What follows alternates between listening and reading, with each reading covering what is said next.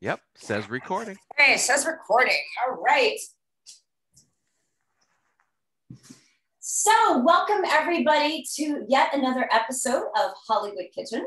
Today I have my returning guest, Rick Green. You've probably seen Rick Green maybe on my previous episodes. He was the man who owns Cary Grant's Diary and did the apple pie episode with us in January. He was my special guest for the Laurel and Hardy episode in Christmas. So I'm very, very happy, Rick, to welcome you a third time into my wonderful kitchen. Thank you so much. We're going to have a very special episode today, a deep dive into all things Martin and Lewis. So it's going to be a lot of fun. Thank you so much for joining me. I couldn't be more thrilled to be here to share my 50 years of collecting Dean and Jerry memorabilia and to talk about my forthcoming book on Martin and Lewis, which I'm going to reveal the cover and talk a little bit about what makes this book different from the other Martin and Lewis books that came before. So thank you for having me back. Yes, and I just want to start out opening the show by saying, you probably might notice by looking at my kitchen table, there's some paperwork, and that's about it. There's no hot plate, there's no food, there's no ingredients lined up everywhere. There's a really good reason for that.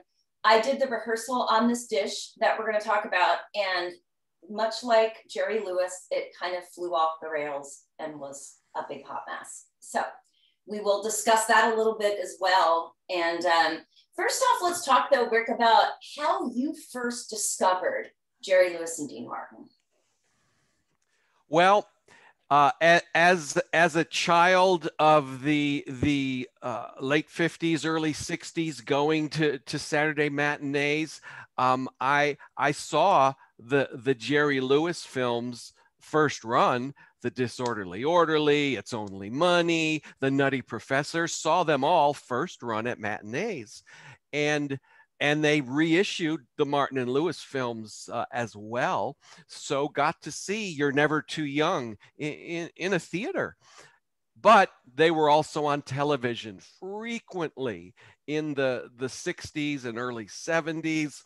We had I'm from Ohio, so in Cleveland, we had a UHF channel that would have a weekend movie. They'd show it 3 times.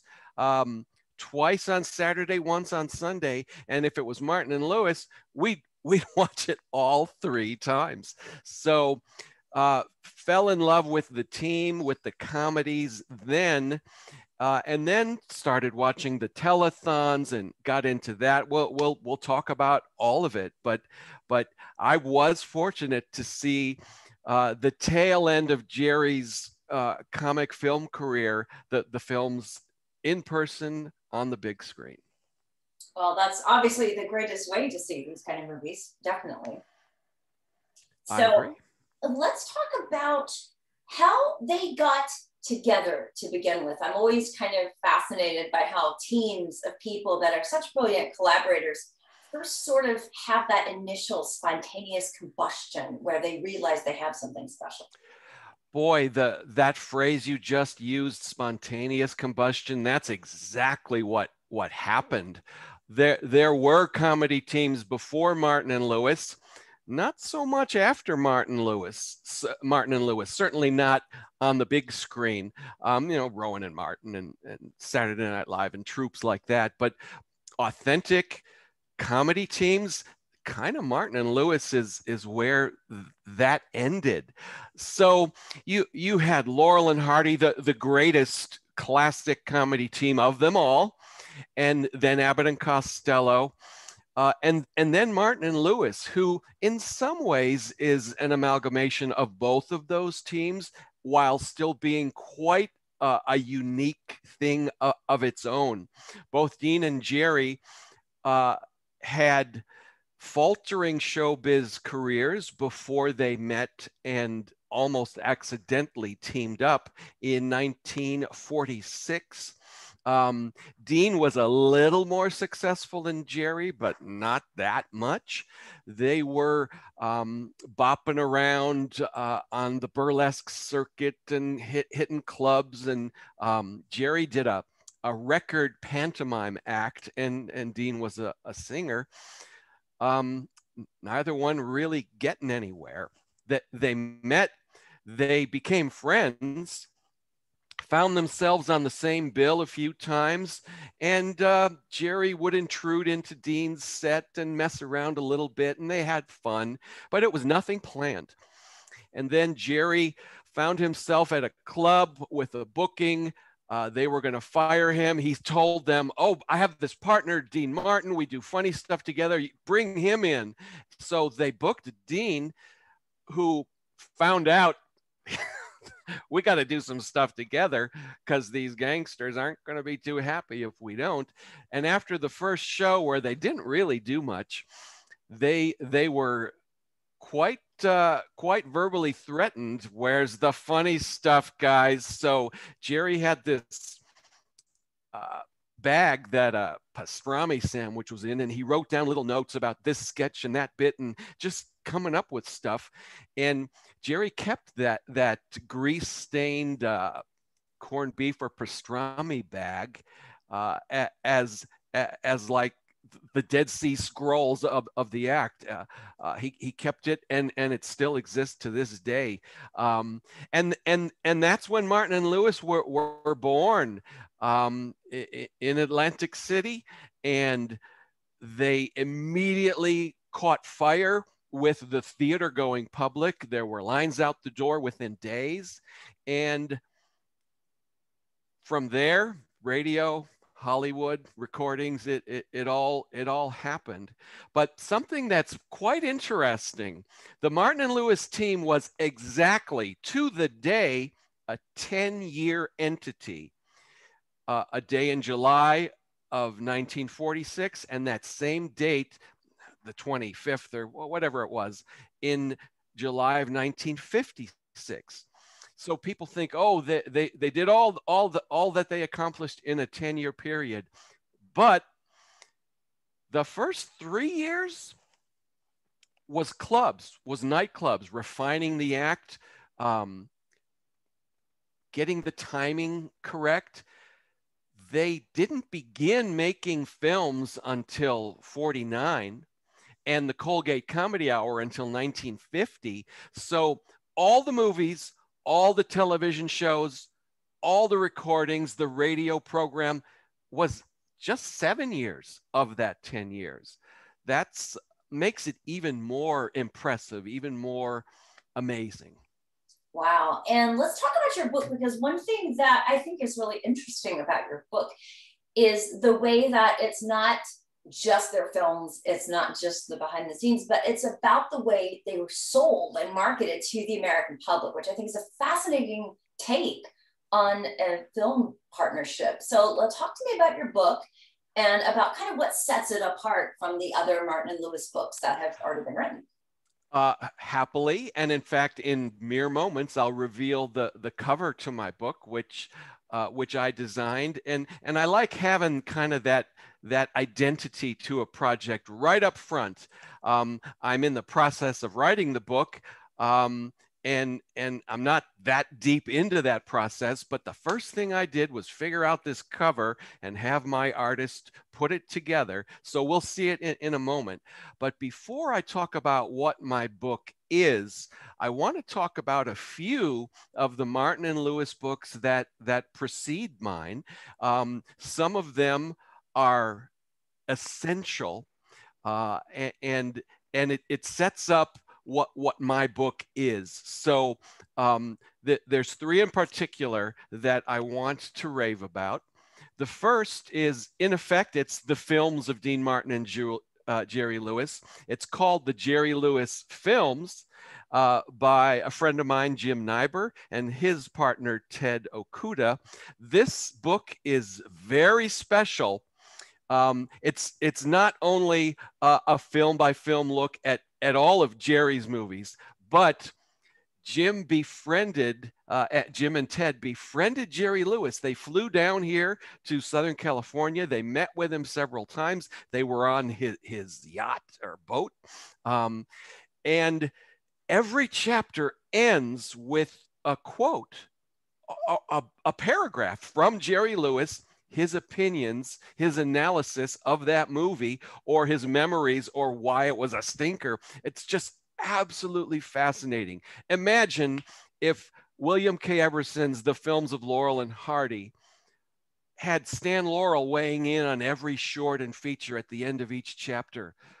That would have been amazing. Well, that's what this book is. So if you're looking for an overview of the films, this is the one to get, the Jerry Lewis films. We're going to talk about the food of Jerry Lewis too, because I did consult right. episode and he gave me some insight into how Jerry ate. So we'll get into that in a bit. The next one I'll mention just came out a year or two ago. Michael Hayde's Side by Side. And it's billed as Martin and Lewis on TV and radio.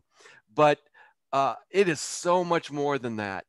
This book is truly the story of the Martin and Lewis partnership, the highs, the lows, why they broke up, the epilogue of their solo careers. It ends up not just being episode by episode of the Colgate Comedy Hour, which it very much is that, and that is the essential Martin and Lewis. We'll talk about that as well. But Michael did such a great job analyzing why they broke up, what was going on, what's with all these reunions that we've never heard about. It ends up being a very moving document of the team, as well as talking about the radio program and the Colgates. And then finally, and there's some books out there that take the warts and all approach.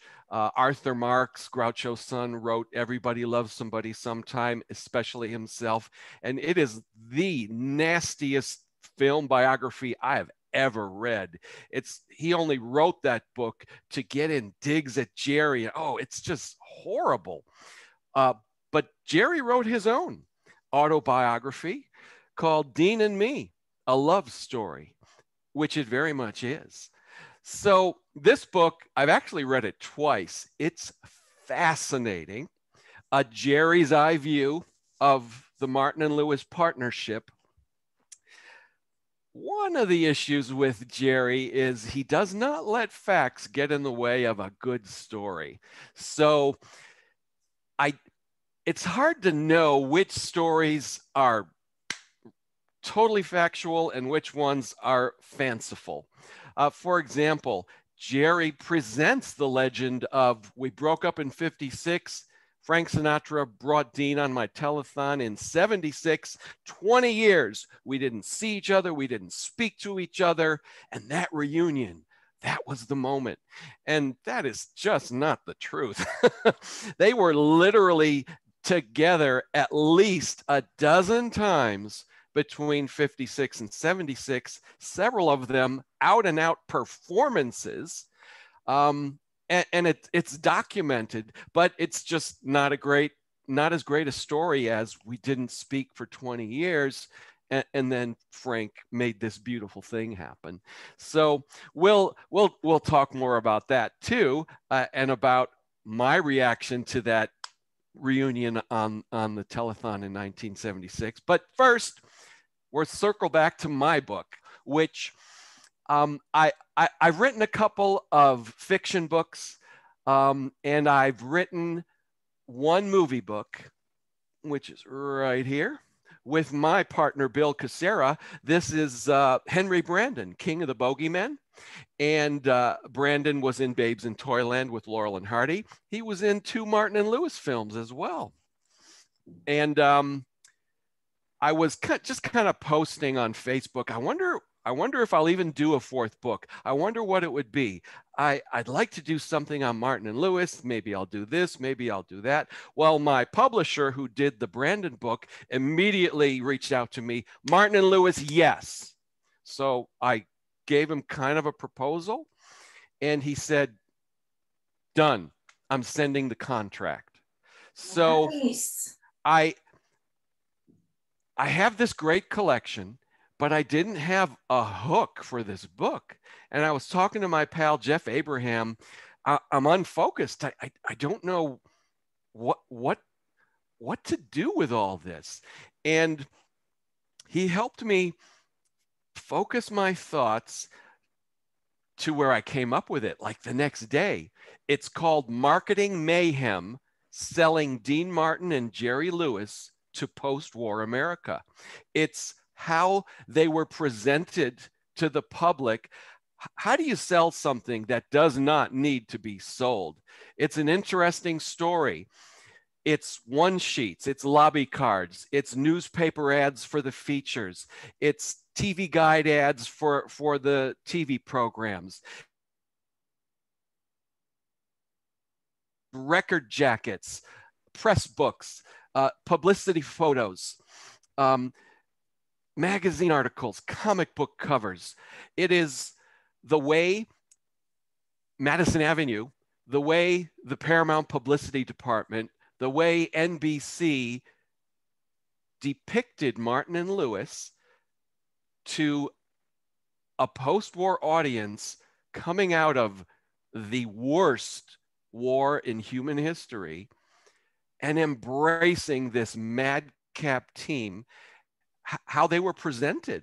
So I'm going to show the cover, and then I'll give you yes, drum roll, please. And then I'll hold up some examples of press book ads, which are going to be the heartbeat of this book. It's not going to be the smaller size like Henry Brandon. It will be the full, like Citadel film book size, almost coffee table book size. So I hesitated to show the cover because I don't want people to get tired of the image because the book's not out yet. But this is a special episode and we do not have anything to taste. So I am going to show the cover to Marketing Mayhem. I'm actually really happy with it, very proud of it. And there it is. It's Dean and Jerry coming right at you, in your face. And you'll notice foreword by Eddie Deason. I got Eddie to write a really lovely, warm foreword for the book. So that's the cover. And now, just as an example, some of these, I have most of the press books, and I'm actually going to ask for help from our viewers. If anyone has the few that I'm missing, boy, I need to hear from you. And that might happen. Need your help, and it might happen. There are a lot of Martin and Lewis fans watching this, or will watch the playback. So, an amazing image from At War with the Army, their first starring film comedy at Paramount. Here's another great image from Jumping Jacks. And look at this one, just so vivid, so fun, from Scared Stiff with their hair standing on end and the funny ghost there. Here is The Caddy, one of their most popular films and one of my favorites. Then another great favorite of mine, You're Never Too Young. And I'll hold up a few one sheets and a few of the lobby cards as we progress. But these are the press book ads. There's Artists and Models. And finally, my favorite Martin and Lewis film, I think it's their funniest, Sailor Beware. Excellent. So that's just kind of a taste of the kind of images that are going to be in Marketing Mayhem, and a little bit of praise for the folks who kind of set the table for this book by preceding it. Excellent. Well, I want to talk, we'll just stop for a minute to talk about their food and about food related issues with Martin and Lewis, and then we'll go back to other discussions. The recipe I was going to make is, I did make, is there's a cookbook from 1970. It's called Cookbook of the Stars. And a lot of it, there was one Jerry Lewis recipe I was considering. It was a chocolate vinegar cake. And that sounded kind of funky to me. And then, and then in this book, I found Burgundy chicken, which I did send you that recipe. And we both agreed, okay, that sounds good. Let's do that. Well, the other night I did my test run of this Burgundy chicken. The instructions are a bit vague at best. There's no oven temperature. There's no oven time to leave it in, really. And it's just an extremely vague recipe, which is basically involving chicken breast, candied cherries, tangerines, salt, pepper, nutmeg, cinnamon, flour, and wine. So I did the best I could, and I made this, and the result was pretty darn horrifying. For the record, I think mixing wine with flour is all around a pretty bad idea.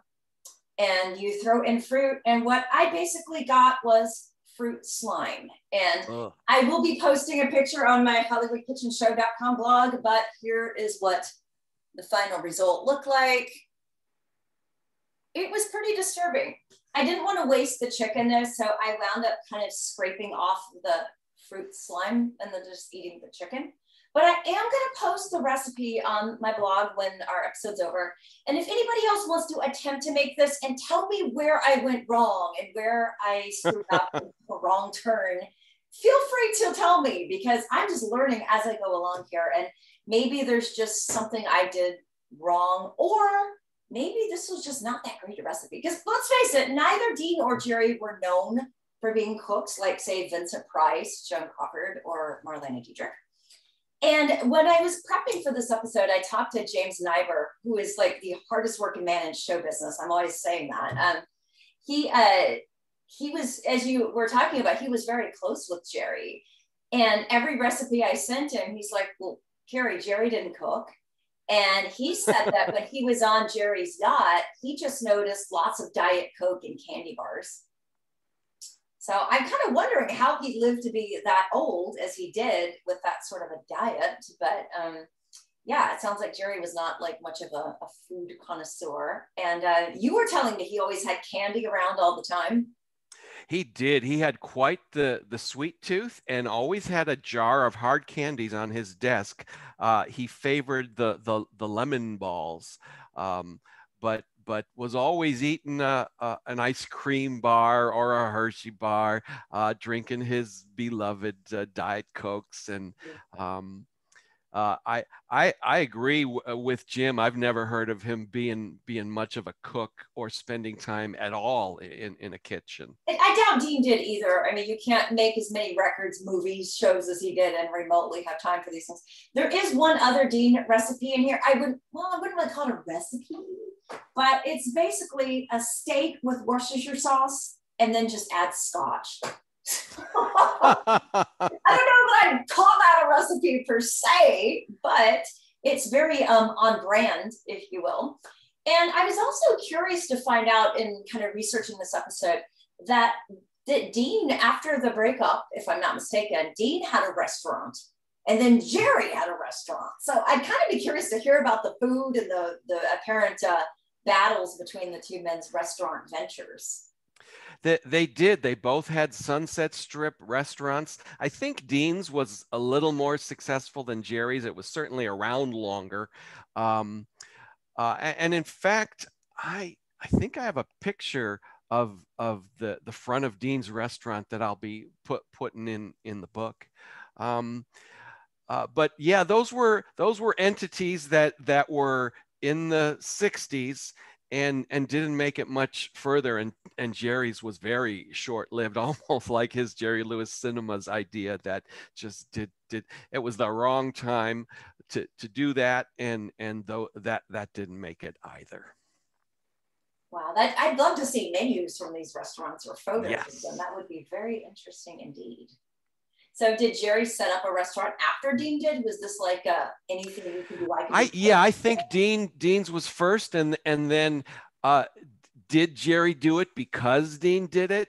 Yeah, I would say even subconsciously, but maybe even consciously. Yeah,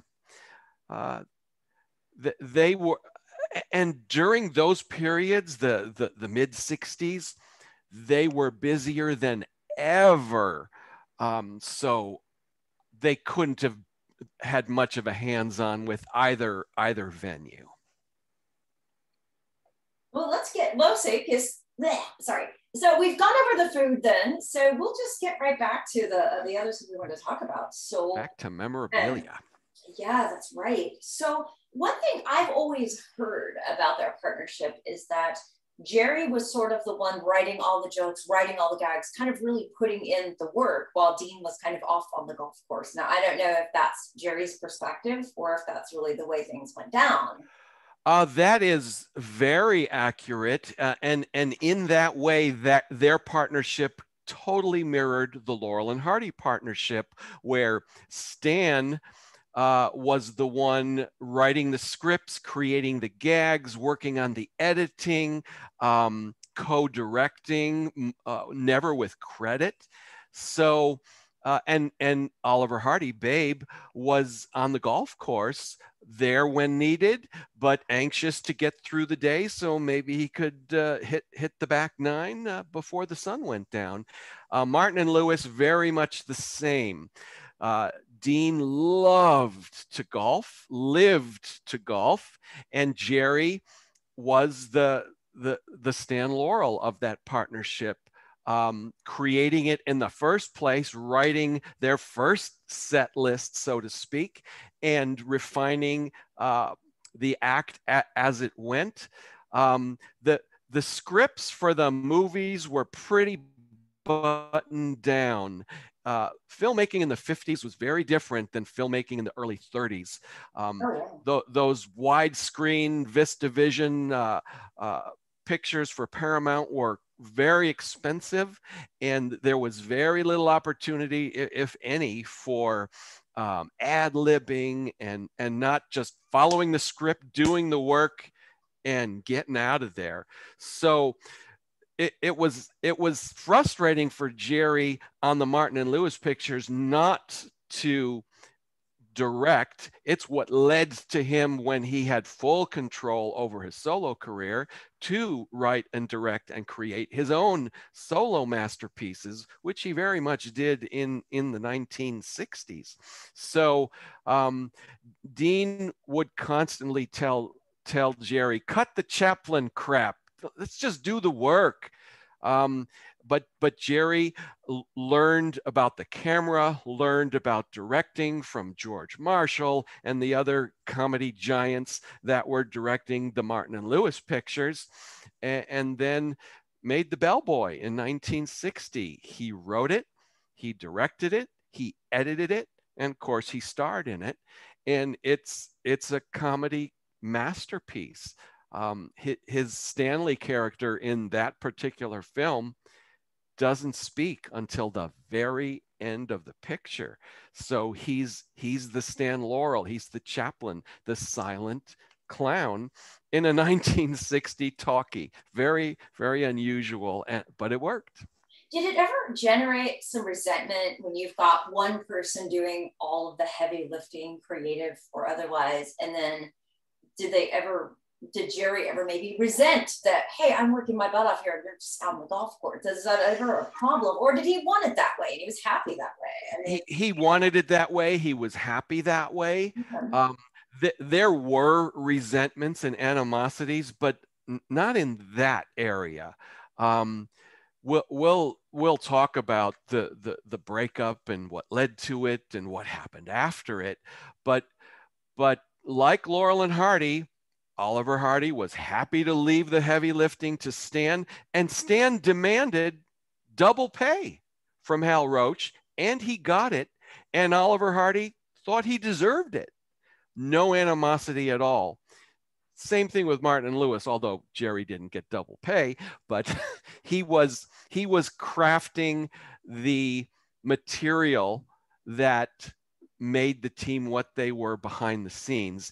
And the Colgate Comedy Hour shows, which, there's something like 32 of them over 6 years. That's the Martin and Lewis that we today can see, that best approximates what it must have been like to see them live in a nightclub. People, and in Eddie Deasen's introduction, he talks very much about this.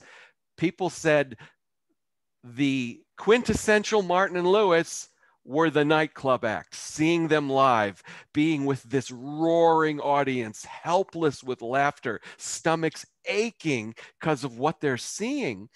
And the Colgates are a bit sanitized. It's on television. Families are watching. Yeah. They were dirty sometimes in their live appearances, especially the late shows. But so the Colgates aren't exactly what the nightclub act was, but pretty darn close. They would usually end each episode of the Colgate doing a 5 or 8 minute chunk right out of the nightclub act, and that's what would play the show off. Um, so while Jerry did film one or two of the live shows, so a couple of them actually exist. You can watch them, but to truly appreciate the genius of the Martin and Lewis team, we'd have to jump in a time machine and go back to 1953 to Vegas and sit in the audience, which I've fantasized about that, believe me. I think that's so true. I mean, you just cannot capture the energy that is in a room or Yes. the audience laughter. And to me, that laughter feeds people. I think the more they laugh, the more they clap, the more that person kind of gets riled up and amped up. And yeah, there's just nothing like seeing a live concert, a live show, a live anything, really. Well, especially in the early years, let's say the first half of those years when they were doing the Colgate, where before any trace of animosity existed, when Jerry lived to make Dean laugh on stage, he wasn't looking at the audience, he was looking at his partner. And when Dean would laugh at something Jerry would do, it was very real. He really thought his partner was cracking him up.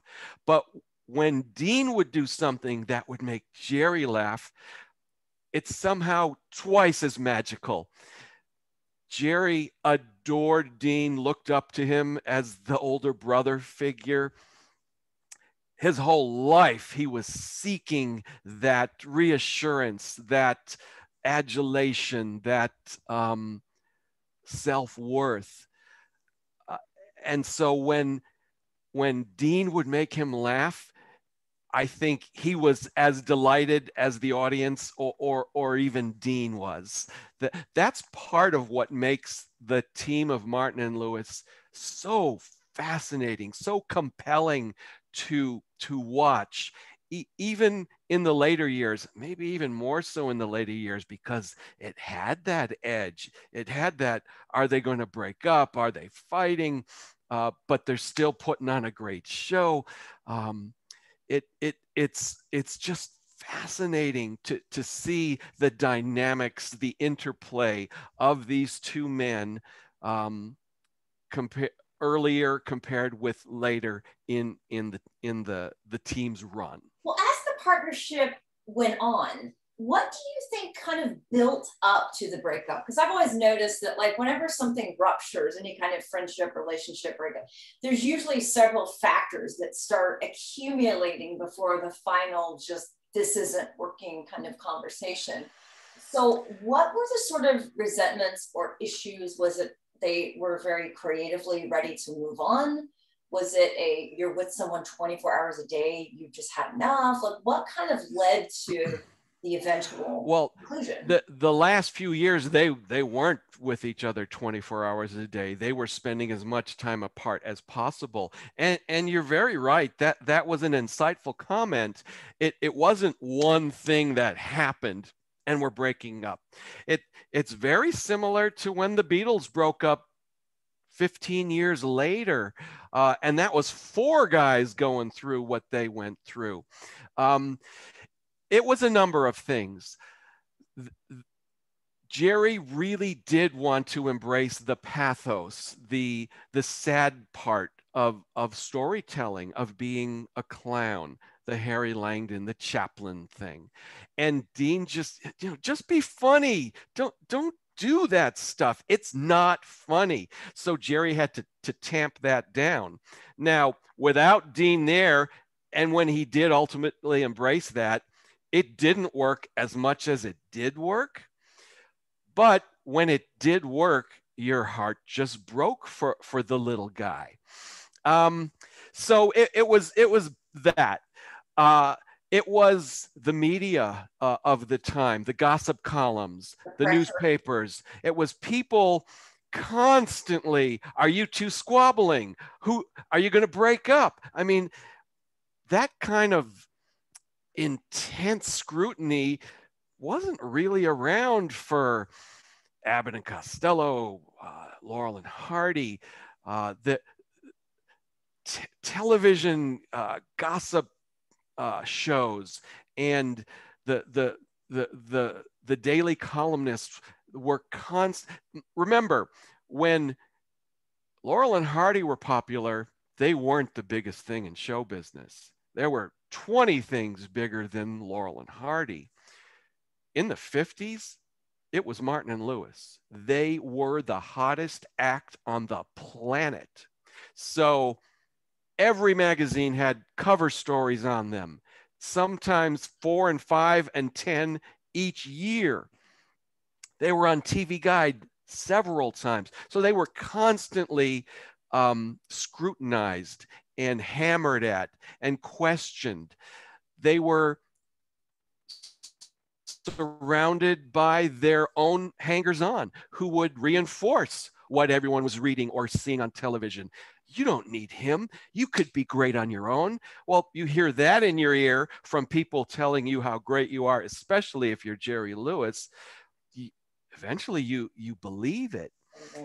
They they had contracts with Paramount, with Hal Wallace, with NBC. They were big business. So the thought of a breakup was terrifying to thousands of people and entities that had a piece of them.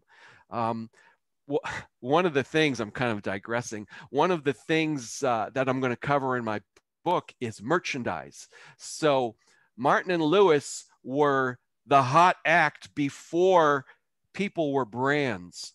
So they they licensed their managers licensed their likenesses out for decals and puppets and toys and tape, tuck tape of all things, What all is tuck kinds of tape? things. Tuck, it's a kind of cellophane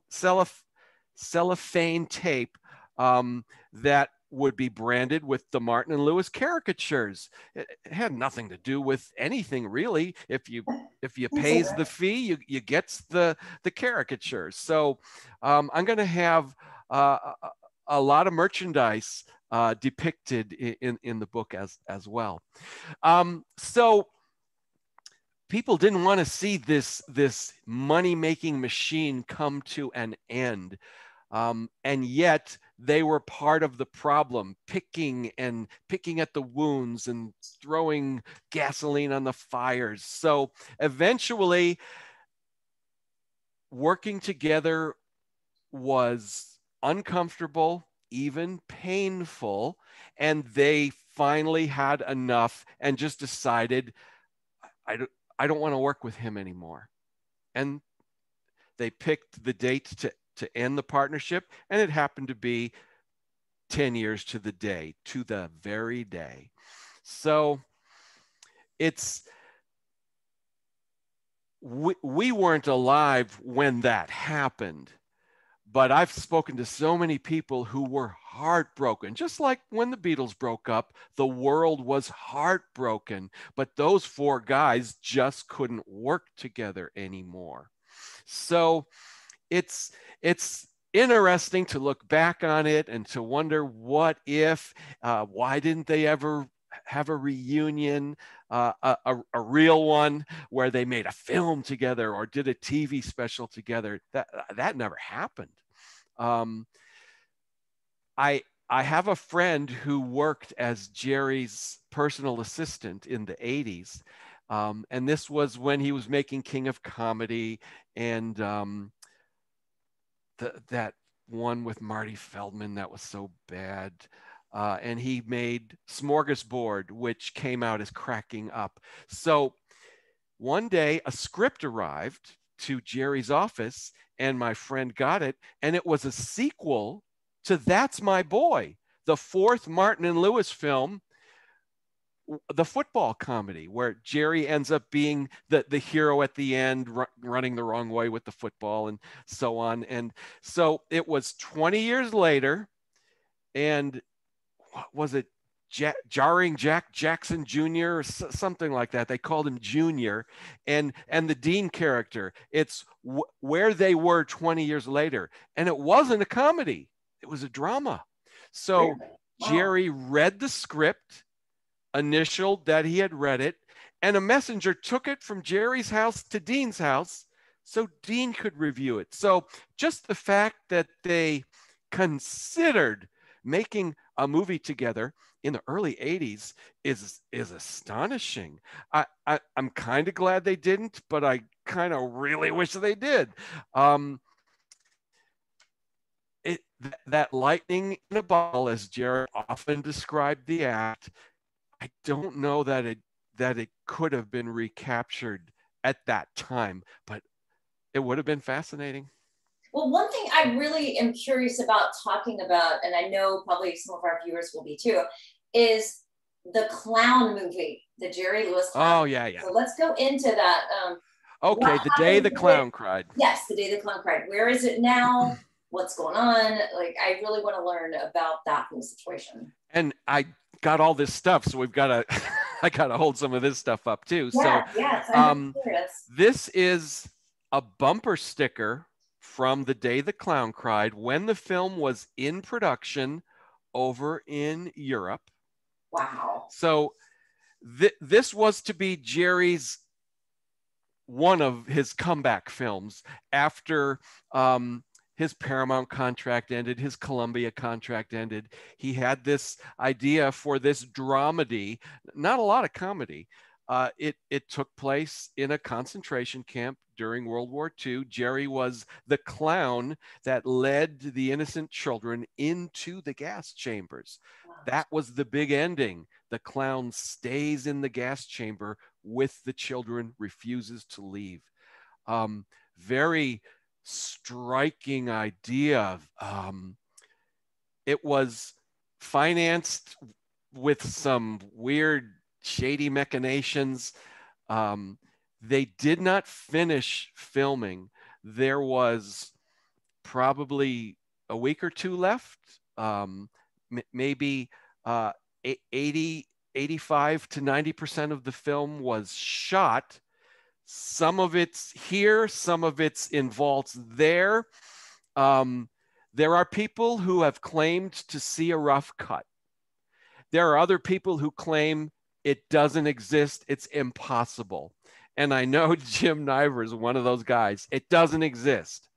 But my friend who worked with Jerry told me, now I wasn't there, I did not see it, but boy, did I ask questions. Told me Jerry had all existing material put onto a VHS, and they sat together and watched it with Jerry commenting on how bad he thought it was, how embarrassed he would be if this got out. Now, it's got picture and sound, no Foley, no music, no color correction. So watching it in that form would be difficult to get entertainment value from it. My friend said it was fascinating. It was bad. And Jerry said, this will never see the light of day. So the materials that have been given to, I think it's the Library of Congress, I think it's what they watched on this VHS. Can it be finished? I don't know. Maybe with CGI stuff. That sounds like the most disturbing film I could imagine. Like maybe some things are best left unseen. But people are fascinated by it. And the thing that you can't see is the thing you most want to see. Brian Wilson's Smile with the Beach Boys that was never finished. people wanted to hear that album. And what we have is almost finished. It's fascinating. I think if Brian Wilson had finished it, it would have been the greatest Beach Boy album of all time. But it is what it is. So that's what I know about Day the Clown Cried. I don't know that it's in any shape to be finished, but a print that's about 90% complete does exist, but it's a tough slog. Wow. All right, let me start holding up some cool stuff. I will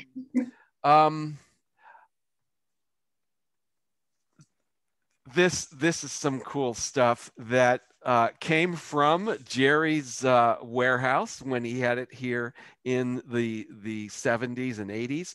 A beautiful 11 by 14 portrait of him. And here's another just fascinating. He loved to put on that clown makeup.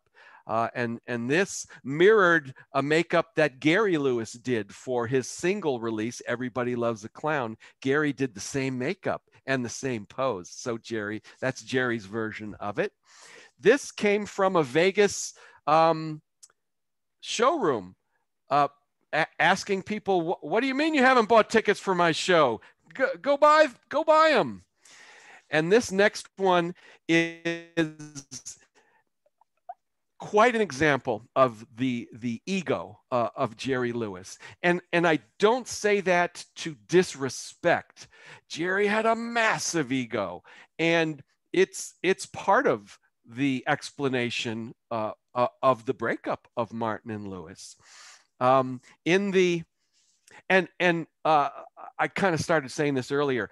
My book is not warts and all. It's not critical of Jerry, who is a very polarizing personality, or Dean. I'm a fan. I'm a collector. I love what that act did for that 10 years. The book is a celebration of that, and I'm not going to be going into the negative stuff. So this was a portfolio that came out in the early 60s by an artist, Bill Bates. And he did these beautiful kind of pencil charcoal sketches of Chaplin and Keaton and Laurel and Hardy, W.C. Fields. So Jerry got one of these and reached out to Bill Bates and said, hey, can you draw me? Well, sure I can. So Jerry commissioned Bill to do this beautiful sketch. It almost looks like Norman Rockwell did it. And Jerry had these printed up, and he ordered 1,000 sets of the Funny Men with his picture mixed in with all the comedy giants because he thought he belonged there. And I agree with him. But it's just an example of ego. I'm not in there. I should be. I'll pay for it. So he had 1,000, this mountain of these portfolios in his warehouse, and he just gave them to people, happy to be included with the giants. Okay, another story that I wanted to tell, thanks to this friend of mine. I was on set one night when they were filming Smorgasbord. And it happened to be the night Sammy Davis Jr. was there doing his cameo. So in fact, here's a picture, a publicity still from that night. I literally saw this picture taken. So Sammy was friendly, joking with the crew, talking to the people watching who were off behind ropes. I was mixed right in with the grips and the cameramen. And Jerry, he was directing that one and must have been under a lot of pressure that day, maybe not having a good day. He was not in a good mood, even though Sammy was there, one of the best friends on earth. So I had one moment where I was standing there waiting for a shot, and he walked right up to me, and he looked at me, and I could see him thinking, who the hell are you? You're nobody. But for a brief second, I felt icy fear that Jerry Lewis was going to throw me off his set because I didn't belong there. But he looked at me and dismissed me instantly. But that feeling of fear, I remember it to this day. And I met him other times when he was super friendly, but that was a moment. Tell me the story about you meeting Dean, or you seeing Yes, Dean from the front Dean row. Martin. In I think it was 1985 or 86, Dean was playing in Vegas at the original MGM Grand, the one that had a fire and then they rebuilt it down at the other side of the strip. So this was the first version, and this little I guess table tent I snagged from our table.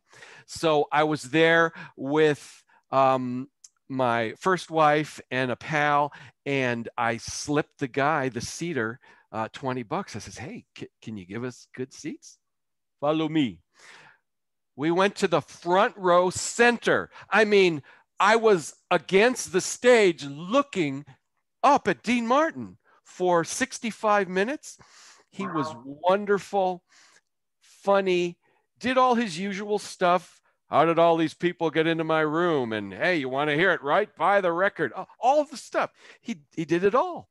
He sang That's Amore in front of my eyes. And I noticed, his shoes are a little scuffed. Look at that thread hanging off that the tuxedo pant. So anyways, the show ends and he walked right up to us, and I'm holding up my hands like a little fangirl.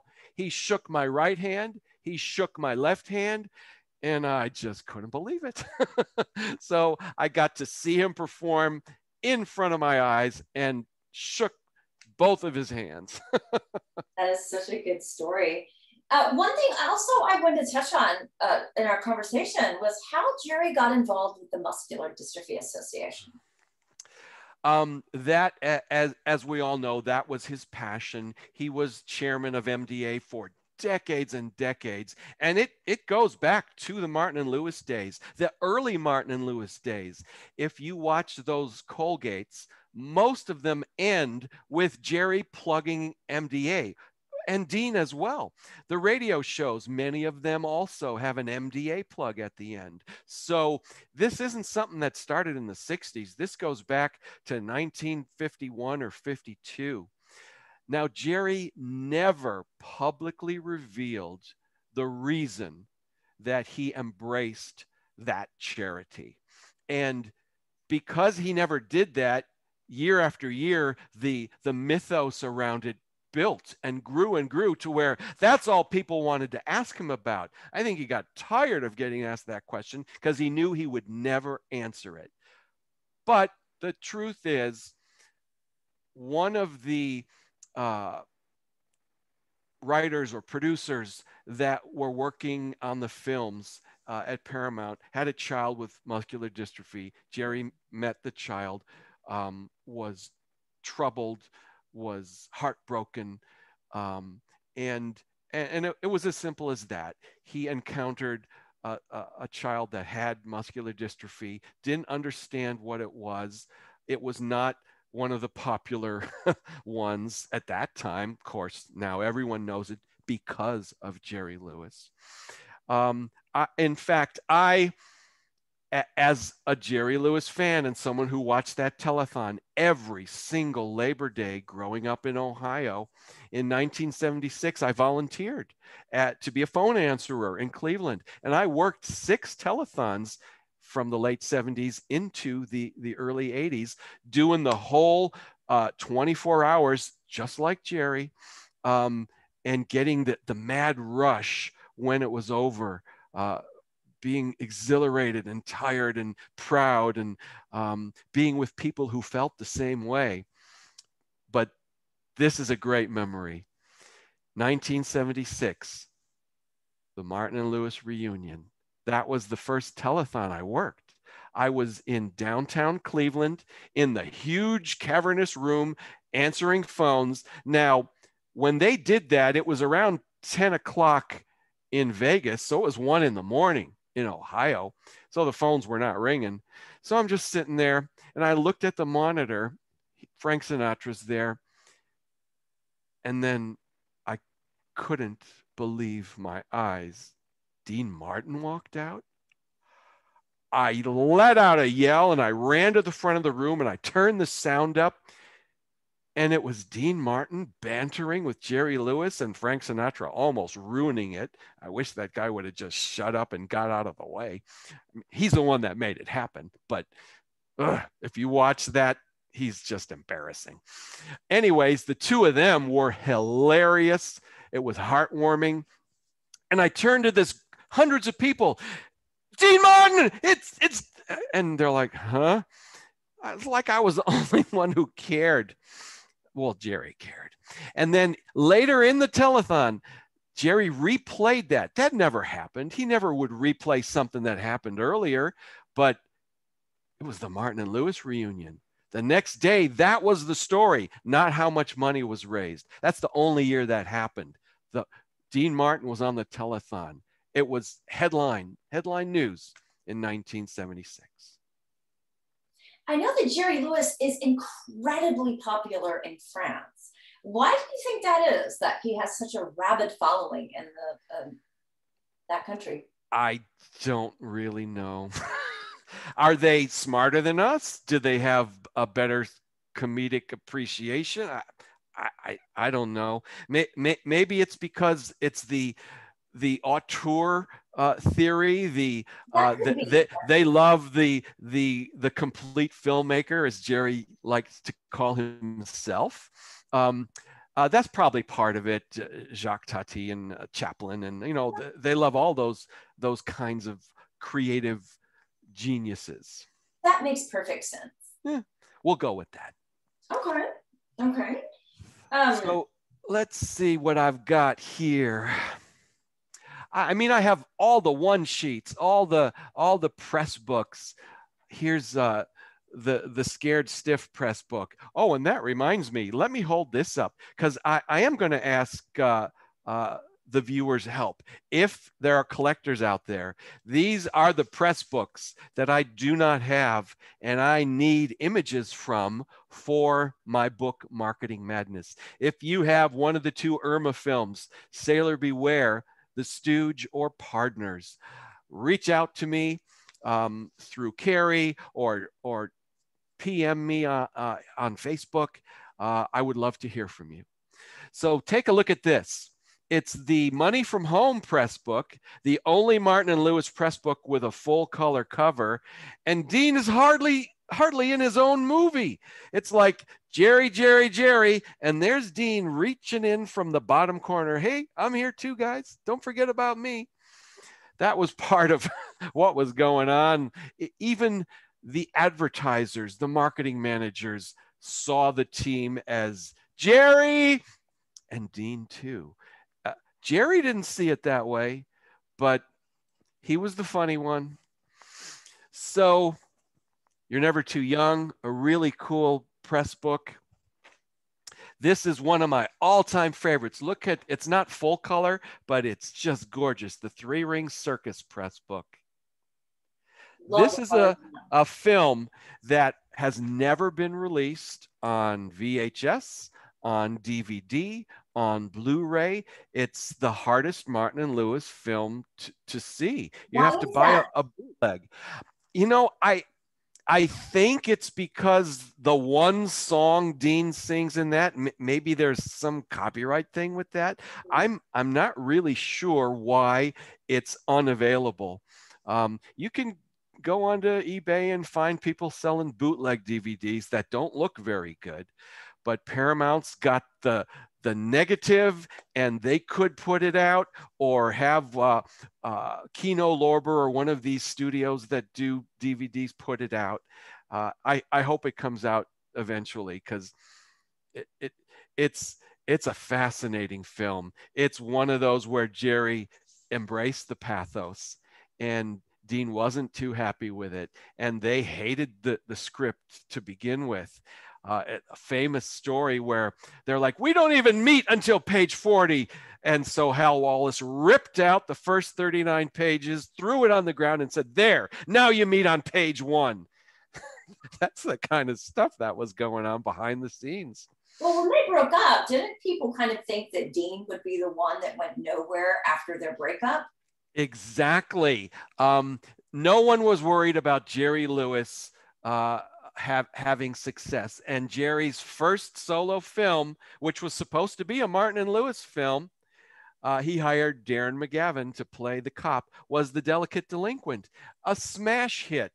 Jerry literally owned Paramount Pictures in the first half of the 60s.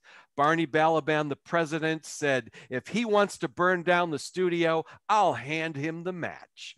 Wow. Dean, on the other hand, people were worried about him. His first few films were bombs. He hadn't yet created the kind of drunk character that he would become in the Rat Pack. So it took him a few years to figure it out.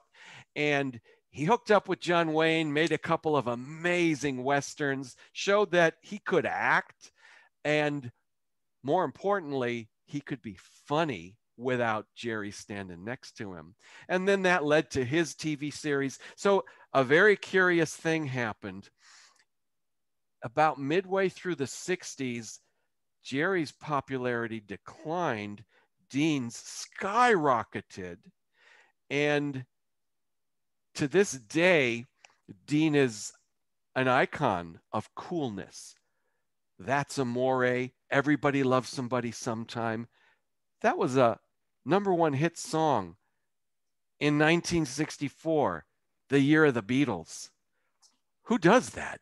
Dean Martin did it because he's cool.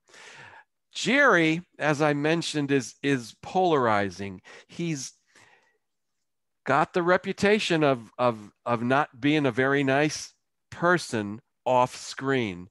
And sometimes he wasn't.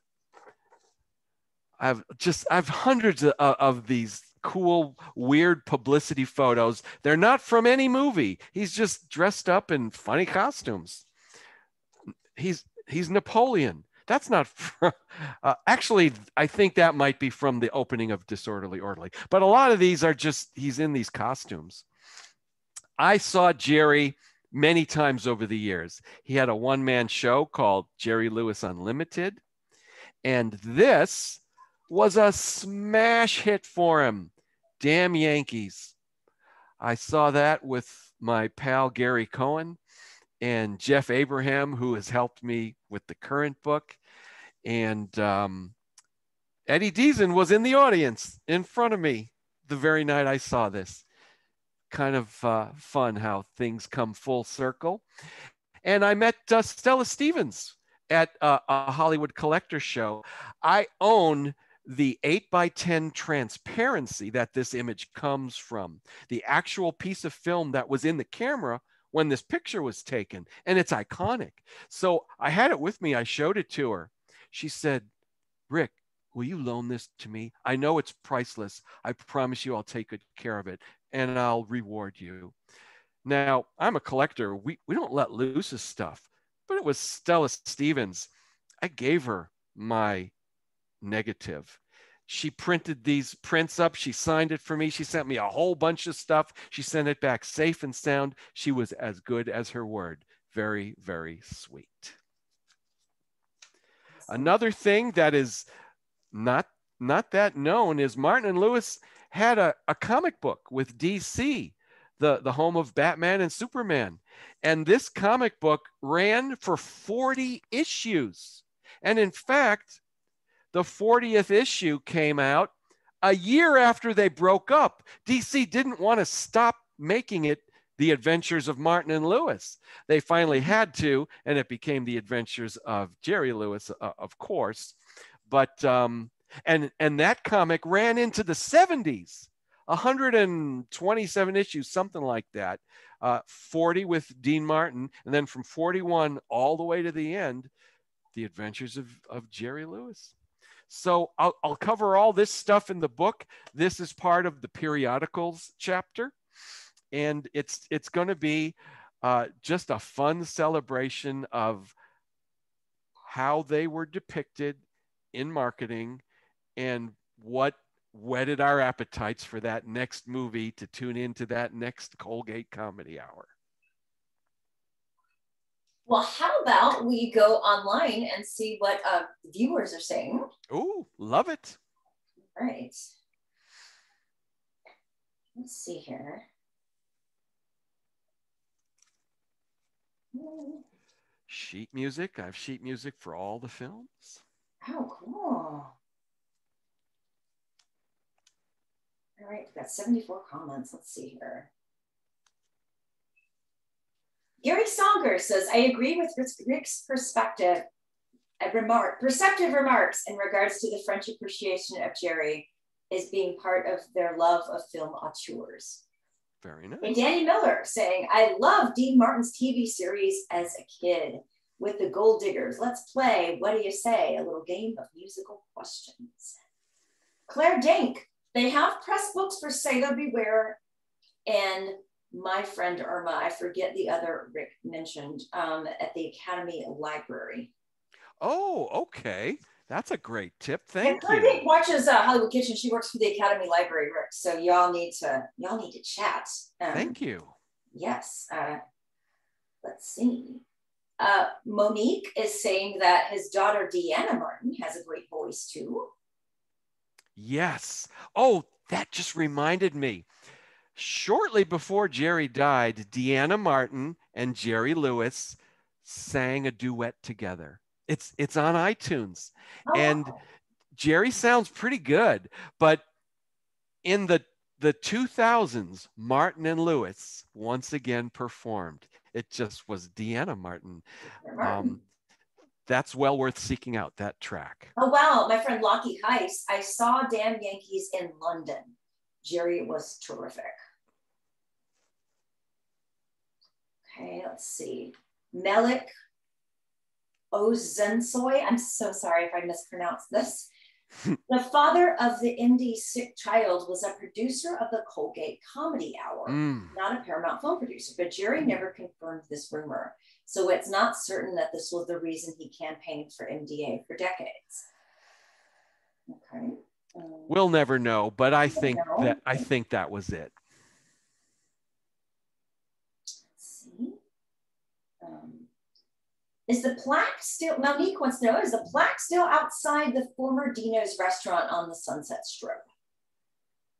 Have no idea. Hopefully it is.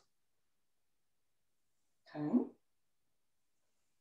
right, well, that's all the comments I'm seeing pop up now. Sometimes they pop up like way later. Let's see. Yeah, some might pop up later. So if you're willing to later on answer questions, Rick, that'd be awesome. Yeah, I'm happy to jump on and check the comments. And that's what we did with both Cary Grant and Laurel and Hardy, is people ask questions a few hours later. And sure, I will happily answer questions that are on the feed. Very cool. I noticed Dean Martin and Jerry Lewis don't turn up very frequently on TCM. Like, where, other than DVD, where do people really see their movies today? Yeah, I don't notice them broadcast much. They're kind of grouped in with that old black and white stuff. People aren't interested anymore. That's why I have a massive DVD collection. I want to watch what I want to watch, and I want to own the physical media. There are two fantastic collections of the Martin and Lewis films on DVD from Paramount Home Video. They're both readily available. The first one includes all the black and white films except At War with the Army.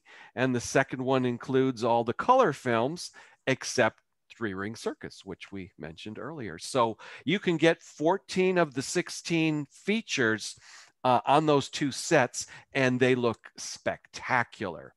There are lots of dupey public domain prints of At War with the Army out there, so be very careful. Read the reviews on Amazon. There's one or two that look okay, but Paramount owns the negative, and it would be pristine if they would put it out, which I just think they decided not to, because there's so many terrible DVDs of it out there. Who would want a good one? Well, I would. Yeah, I think some of these things get so complicated with studios, with money, with all sorts of different reasons that certain films are available and certain ones are not. And of course, these days, physical media is going the way of the dodo, sadly. So at some point, hopefully, you'll be able to stream them and enjoy them. Maybe they're on Amazon Prime right now. I know some people will often post links on Facebook for the solo films or the team films, and you just click on it and watch the whole thing, and it looks really good. So must be coming from a service like Amazon Prime. See, I'm conflicted because on one hand, I of course love physical media. I'm definitely very old fashioned in a lot of ways. But on the other hand, I live in LA. I don't have a lot of space. So there's only so many DVDs you can own or records or whatever before you just don't have space anymore. And you have to kind of resort to digital things, for that reason. Well, come on over. We'll have a festival. I know, right? I cannot wait to visit someday. So we got to get Ruth and Kelly out here to We do. make a big field trip to the Rick Green screening facility. Cary Grant Part 2. You have no idea how much all three of us are dying. I know. And we'll do a Part 2 of Martin and Lewis when this book comes out, which I'm turning it in towards the end of the year, so it'll probably come out early next year. So we'll do more of this at that time. That would be very cool. So any final thoughts on Martin and Lewis and what you hope kind of the takeaway is maybe for younger audiences who don't know much about them, but maybe want to learn or interested in them? Yeah, don't be put off by the negative commentary you might hear about their personal lives. We all have those skeletons. We all have our good days and bad days. Jerry was a fascinating psychological portrait.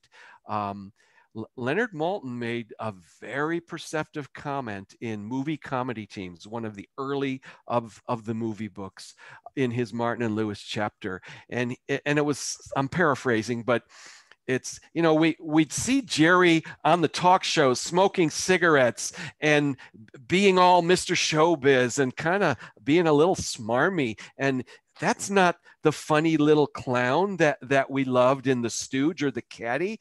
How do you reconcile these two Jerry Lewises? And he said, what if Chaplin or Stan Laurel was on talk shows in the 1930s, if they had them? Would we have the same opinions, the same experience? Stan was very serious, smoked like a weed, could be cranky. I just wonder if it would almost be kind of the same. I thought that what an interesting way to look at that. So I guess my message is watch the Colgate Comedy Hour. You will laugh your butts off. That show is the best way to see Martin and Lewis. But you're never too young. Living It Up, Sailor Beware, The Caddy. Those are great films, hilarious, classic comedies that deserve to be mentioned in the same breath as the Marx Brothers, W.C. Fields, Laurel and Hardy. Film comedy changed after Martin and Lewis and Jerry Lewis stopped making those kinds of movies in the early 60s. And it changed into Saturday Night Live and the Blues Brothers and Steve Martin. And I love that stuff. But you got to go back to the Giants and see where it all started. And Martin and Lewis are part of that story. So check them out, but start with the Colgates. They are hilarious. Well, on that note, Rick, thank you again so much for joining me for another episode of Hollywood Kitchen. I look forward to doing more of these with you in the future. And hopefully the next episode, I will have some sort of food product to show you, because it is kind of a cooking show, sort of. And at least you got to roll with it. Yep, you will. Yes, but thank you again, Rick, for sharing your memorabilia, your stories, your memories, and your expertise. And we'll definitely be talking more when your book comes out. And oh, wow, what is this? Little records that came out. There were 2 soundtracks for Martin and Lewis films from Capitol, and these are the only 2 that ever came out: Pardners and Living It Up. Very cool. Just a few little final images. All right. Well, thank you so much for tuning in, and keep watching in the weeks ahead for more food, fun, and film history here in Hollywood Kitchen.